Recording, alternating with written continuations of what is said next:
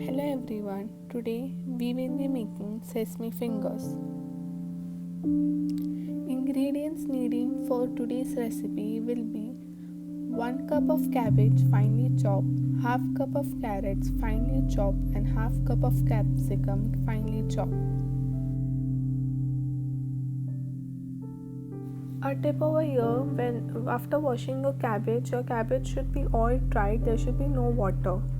Next, you will be needing 2 tablespoons of finely chopped ginger, 2 tablespoons of finely chopped garlic, 2 tablespoons of finely chopped onion, 1 green chili which is roughly pounded, salt as per taste, and white pepper powder.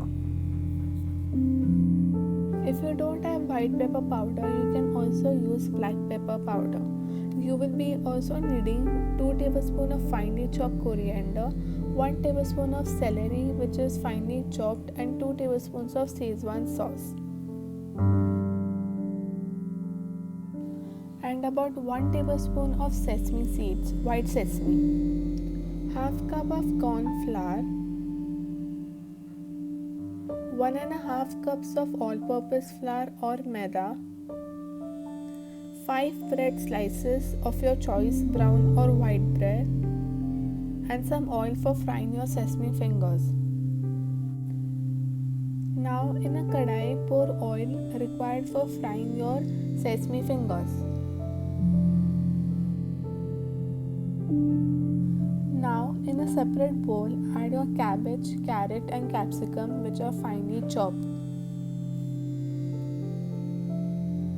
Now add about your 2 tablespoons of onions which are finely chopped, 2 tablespoons of garlic which is finely chopped,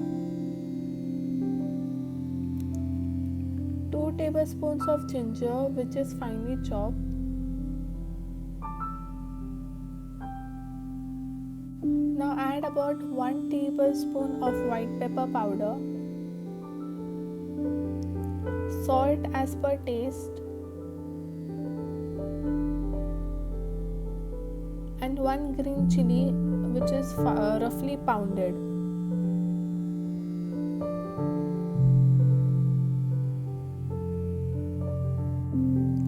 Add your 1 tablespoon of finely chopped coriander and 1 tablespoon of finely chopped celery. Next, add about 1.5 cups of all-purpose flour or maida and half cup of your corn flour.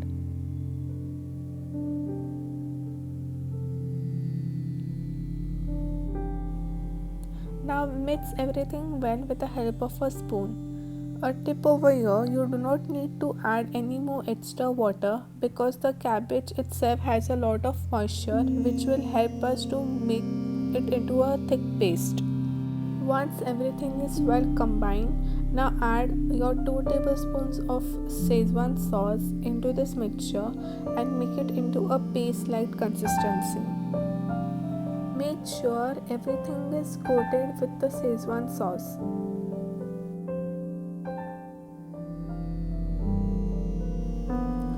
Once the mixture is ready, take a bread slice and spread a generous amount of that mixture onto the bread. With the help of your fingers, spread this mixture all over the bread. Make sure each corner is well coated. A tip over here, if the mixture starts to stick on your fingers, just apply some water on your fingertips so that it does not stick. Repeat this step for all your bread slices and apply the mixture thoroughly. Once the bread slices are all ready, keep it aside.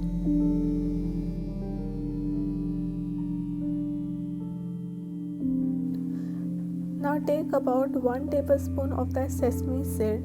Start sprinkling these sesame seeds all over the bread slice and slightly push it or press it against the mixture so that it gets stuck on the mixture properly and it does not come out when we start frying our sesame fingers.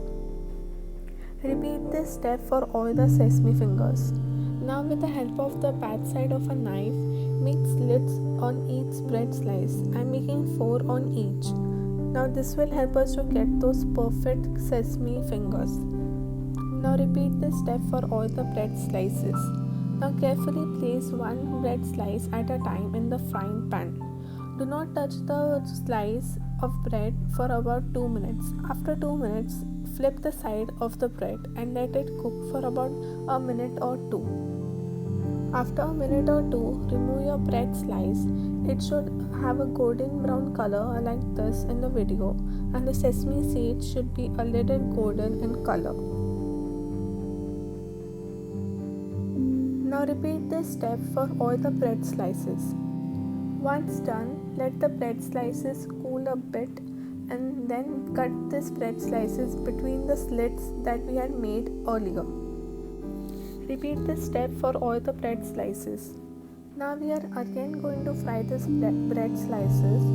When we fried it for the first time, the upper layer and the lower layer got cooked perfectly, but the middle layer is still little undercooked. So we are just going to fry these fingers for about a minute or two, and after that we are going to take out onto an absorbent sheet or a tissue paper. And there you have it, your sesame fingers are all ready. Serve it with some tomato ketchup. Thank you for watching, and don't forget to like and subscribe.